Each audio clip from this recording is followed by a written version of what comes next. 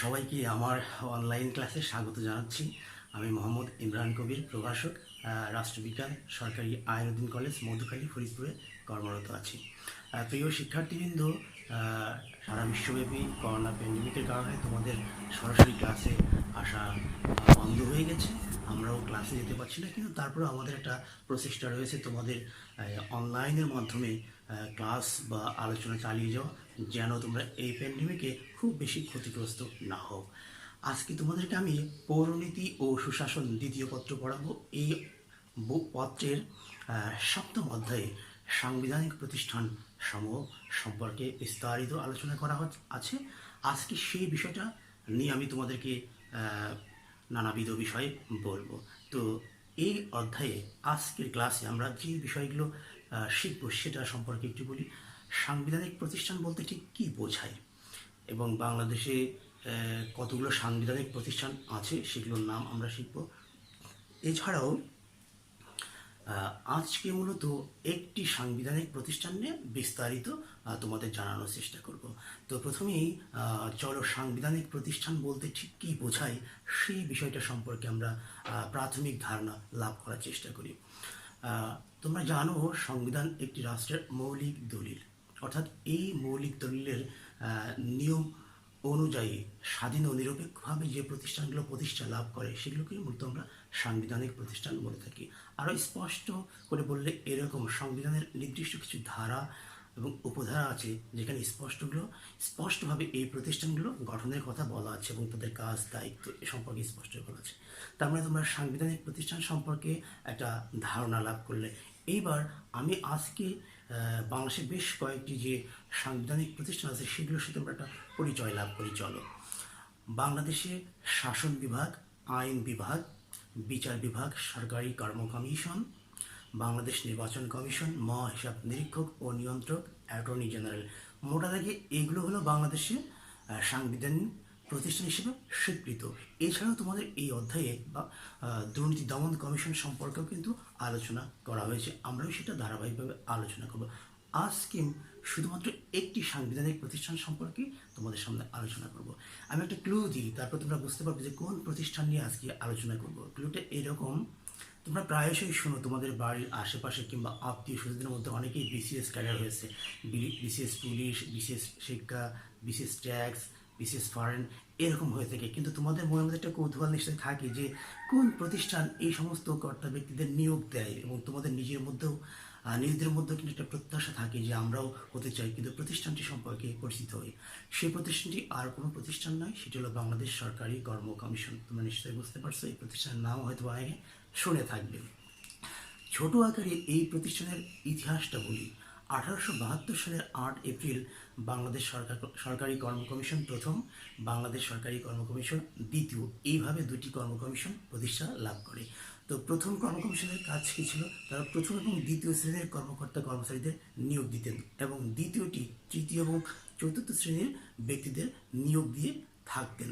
পরবর্তীতে 1977 সালের রাষ্ট্রপতির অধ্যাদেশ 57 নং অনুসারে এই দুইটি কর্ম কমিশন একত্র হয়ে যায়, এবং আজ অবধি সেই একত্রীকরণ ভাবেই কিন্তু বাংলাদেশ সরকারি কর্ম কমিশন চলছে। কিন্তু প্রিয় শিক্ষার্থীবৃন্দ, তাহলে এবার চলো যে বাংলাদেশ সরকারি কর্ম কমিশন যে একটি সাংবিধানিক প্রতিষ্ঠান, সেটা ঠিক সংবিধানের কোন কোন জায়গায় কি কি ধরনের লেখা আছে আমরা সেটা নিয়ে যদি একটু আলোচনা করতে পারি, তাহলে আমরা এই সরকারি কর্ম কমিশন থেকে যত ধরনের এমসিকিউ কিংবা সৃজনশীল প্রশ্ন আসুক না কেন আমরা সহজেই উত্তর করতে পারবো। তোমাদের খেয়াল রাখতে হবে এখানে কি কি বলা আছে, আমি একটু সহজ করে তোমাদের বলার চেষ্টা করব। সংবিধানের 137 থেকে 141 নম্বর অনুচ্ছেদ, এই কয়েকটা অনুচ্ছেদে বাংলাদেশ সরকারি কর্ম কমিশন সম্পর্কে স্পষ্টভাবে বলা আছে। তো প্রথমেই আমরা 137 নং অনুচ্ছেদে যাই, সেখানে কি বলা আছে একটু দেখার চেষ্টা করি। এই অনুচ্ছেদের শিরোনামটা হলো এরকম: সরকারি কর্ম কমিশন প্রতিষ্ঠা, অর্থাৎ বাংলাদেশে আইনের দ্বারা এক বা একাধিক সরকারি কর্ম কমিশন থাকবে, এবং আইনের দ্বারা এই প্রতিষ্ঠানের সভাপতিও নির্বাচিত হবেন। তার মানে কর্ম কমিশন প্রতিষ্ঠা হয় সংবিধানের 137 নং অনুচ্ছেদ অনুযায়ী। এবার চলো পরের অনুচ্ছেদে কি বলছে। পরের অনুচ্ছেদে বলছে যে সদস্য নিয়োগ, অর্থাৎ 138 এটা বলা আছে। সদস্য কারা, অর্থাৎ এই যে কর্ম কমিশনের যিনি প্রধান হবেন, চেয়ারম্যান কিংবা সভাপতি, এবং এছাড়াও নিয়োগের জন্য কি আরও সদস্য থাকবেন। এই সদস্য নিয়োগ করবেন মূলত কি, রাষ্ট্রপতি। এটা কিন্তু আইনের দ্বারা সদস্য নির্ধারিত। তো বাংলাদেশের যে আইনের দ্বারা নির্ধারিত সংখ্যাটা হলো যে এই সদস্য সংখ্যা কমপক্ষে 6 জন এবং সর্বোচ্চ 15 জনের বেশি হতে পারবে না। এবং কে বা কারা এখানে আসবেন, সাধারণত এর মোট সদস্যের অর্ধেক সংখ্যা হবে প্রজাতন্ত্রে কমপক্ষে 20 বছরের চাকরির অভিজ্ঞতা সম্পন্ন ব্যক্তিরা, এবং বাকিরা অন্যান্য জায়গা থেকে হতে পারে। সেটা তোমরা হয়তো পরে আরও বিস্তারিত জানতে পারবে। এরপরে আসো 3 নম্বরে কি বলছে, পদের মেয়াদ। পদের মেয়াদ কথাটির অর্থ কি, এই যে যে সমস্ত ব্যক্তি বা সদস্য বা সভাপতি এখানে দায়িত্ব গ্রহণ করবেন, তারা কতদিন ধরে এখানে ঠিক চাকরি করতে পারবেন। এখানে দুইটি বিষয় খেয়াল রাখা খুবই জরুরি, একটা হলো 5 বছর, একটা 65 বছর। এই সদস্য কিংবা সভাপতিরা যখন যোগদান করবেন, ঠিক সেই দিন থেকে পরবর্তী 5 বছর পর্যন্ত ওনারা দায়িত্বে থাকতে পারবেন। অথবা আর একটা বিষয় হতে পারে, ওনার বয়স যদি 65 বছর হয়ে যায়, তাহলে ওনাকে অবসরে যেতে হবে। অর্থাৎ এই 5 বছর এবং 65, এই দুয়ের মধ্যে যেটি আগে ঘটবে, ঠিক সেটাই সংশ্লিষ্ট সদস্য কিংবা সভাপতির ক্ষেত্রে প্রযোজ্য হবে। এছাড়াও সভাপতি কিংবা সদস্য তারা যদি সংশ্লিষ্ট পদে থাকতে না চান, তাহলে তারা রাষ্ট্রপতির কাছে কি করতে পারেন, রিজাইন করতে পারেন। এটা এছাড়াও তারা সুপ্রিম কোর্টে যে বিচারপতিরা আছেন, তারা যেভাবে অবসরে যান কিংবা তাদের পদচ্যুত করা হয় নানান অসদাচরণ কারণে, ঠিক সেভাবেও তারা তাদের পদ থেকে অব্যাহতি লাভ করতে পারে। এটা মূলত গেল কি, পদের মেয়াদ। এরপরে আসুক যে মূল যে কথাটা, সেটা হলো যে এই সরকারি কর্ম কমিশন বেসিক্যালি করেটা কি, তাদের কাজ এবং দায়িত্ব কি, সেটা কোথায় বলা আছে, সেটা স্পষ্ট করে সংবিধানের 140 নম্বর অনুচ্ছেদে বলা আছে যে এই সরকারি কর্ম কমিশন কী কী কাজ করবে। আমরা একটু সিরিয়ালি যদি বলার চেষ্টা করি, সরকারি কর্ম কমিশনের বড় দায়িত্ব হলো পরীক্ষা নেওয়া, অর্থাৎ প্রার্থী নির্বাচনের প্রক্রিয়াটা সম্পন্ন করা। আমরা জানি বাংলাদেশ কর্ম কমিশনের যে নিজস্ব ওয়েবসাইট আছে, সেই ওয়েবসাইটে কিন্তু বিস্তারিত বলা আছে। প্রিয় শিক্ষার্থীবৃন্দ, তোমরা এখন স্মার্টফোন, ইন্টারনেট ব্যবহার করো, চাইলেই কিন্তু আমার এই বক্তব্যগুলো তোমরা একটু জাস্টিফাই করতে পারো। হ্যাঁ, সেখানে 4 ধরনের পরীক্ষার কথা বলা আছে, যে বিসিএস পরীক্ষা, তারপরে নন ক্যাডার পরীক্ষা, বিভাগীয় পরীক্ষা এবং সিনিয়র স্কেল পরীক্ষা এই সরকারি কর্ম কমিশন নিয়ে থাকে। তারপরে পরীক্ষার ব্যাপারটা স্পষ্ট হয়ে বোঝা যাচ্ছে যে এটা নেবে। কিন্তু এরপরে আর কি কাজ করে, আর রাষ্ট্রপতি যদি সংশ্লিষ্ট কোনো বিষয় সম্পর্কে পরামর্শ চান, সেই কাজটাও কিন্তু এই সরকারি কর্ম কমিশনকে করতে হয়। এছাড়া আইনের দ্বারা নির্ধারিত যে সমস্ত কাজ সরকারি কর্ম কমিশনের উপরে বর্তায়, সেগুলো সরকারি কর্ম কমিশন করে থাকে।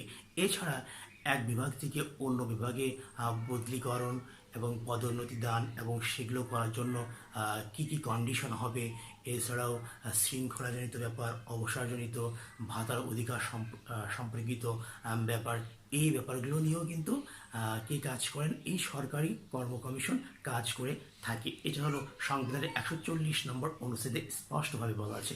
প্রিয় শিক্ষার্থীবৃন্দ, সর্বশেষ যে অনুচ্ছেদ, সেটা হলো যে 141 নম্বর অনুচ্ছেদ।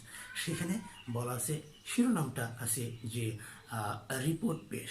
অর্থাৎ এই সরকারি কর্ম কমিশন প্রতি বছরের মার্চের 1 তারিখের আগে পূর্বের বছরের 31 ডিসেম্বর পর্যন্ত পুরো কাজের একটা হিসাব নিকাশ রিপোর্ট আকারে মহামান্য রাষ্ট্রপতির কাছে পৌঁছিয়ে দেন।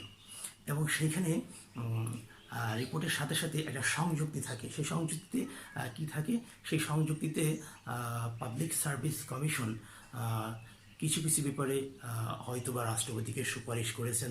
সে সমস্ত ব্যাপারে রাষ্ট্রপতি সুপারিশ গ্রহণ যদি না করেন, তাহলে বিনয়ের সাথে জানতে চাওয়া হয় যে কী কী কারণে করা হয়নি, গ্রহণ করা হয়নি। আবার কোনো বিষয়ে যতটুকু জানে সরকারি কর্ম কমিশন, সেটাও ওই সংযুক্তির মধ্যে লিপিবদ্ধ থাকে।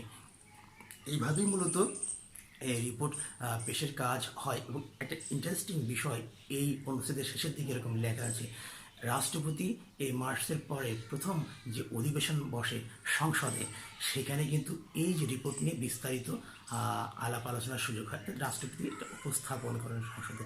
এটা সুন্দর এবং সুশৃঙ্খল প্রক্রিয়ার মাধ্যমেই বাংলাদেশ সরকারি কর্ম কমিশনের কাজ কিন্তু সুসম্পন্ন হয়ে থাকে। এটা নিঃসন্দেহে বলার কোনো অবকাশ নেই। এটা সুশৃঙ্খলিত সাংবিধানিক প্রতিষ্ঠান। প্রিয় শিক্ষার্থী, কিন্তু আসে যে বাংলাদেশ সরকারি কর্ম কমিশন কী ধরনের প্রতিষ্ঠান, সাংবিধানিক প্রতিষ্ঠান, তার কাজ কী, সেখানে সদস্যরা কীভাবে নিয়োগপ্রাপ্ত হন, এই যে যাবতীয় বিষয়গুলো এই সংবিধানের এই 5টা অনুচ্ছেদের মধ্যে স্পষ্ট করে কিন্তু বলে দেওয়া আছে। আমি সেটাই তোমাদের একটু রিমাইন্ড করিয়ে দেওয়ার চেষ্টা করলাম। তোমরা নিজেরাও যদি একটু পড়ো তাহলে আরও বিষয়টা ক্লিয়ার হবে। এখন একটা প্রশ্ন আসে যে বা বাংলাদেশ সরকারি কর্ম কমিশন সম্পর্কে স্পষ্টভাবে বেশ কয়েকটা উক্তি মতো বলা হয়। সেটা এরকম যে বাংলাদেশ সরকারি কর্ম কমিশন একটি স্বতন্ত্র প্রতিষ্ঠান, কারণ রাষ্ট্রপতি এখানকার সভাপতি এবং সদস্যদের নিয়োগ দেন সাংবিধানিক উপায়ে, এবং একটা নিরপেক্ষ প্রতিষ্ঠান। এখানে কোনো স্বজনপ্রীতি বা অন্য কোনো উপায় গ্রহণ করার সুযোগ নেই, অন্তত তাত্ত্বিকভাবে। এরপরে এটি একটি গোপনীয় প্রতিষ্ঠান। আমরা কিন্তু শত চেষ্টা করলেও কিন্তু পিএসসির ভিতরে বিশেষ করে পরীক্ষা বা অন্যান্য গোপন বিষয় সম্পর্কে কোনোভাবেই জানতে পারবো না। পিএসসি নির্দিষ্ট তারিখে বিজ্ঞাপনের মধ্যে যেটা বলে সেই তারিখেই সংশ্লিষ্ট বিষয় সম্পর্কে কিন্তু আমরা জানতে পারি।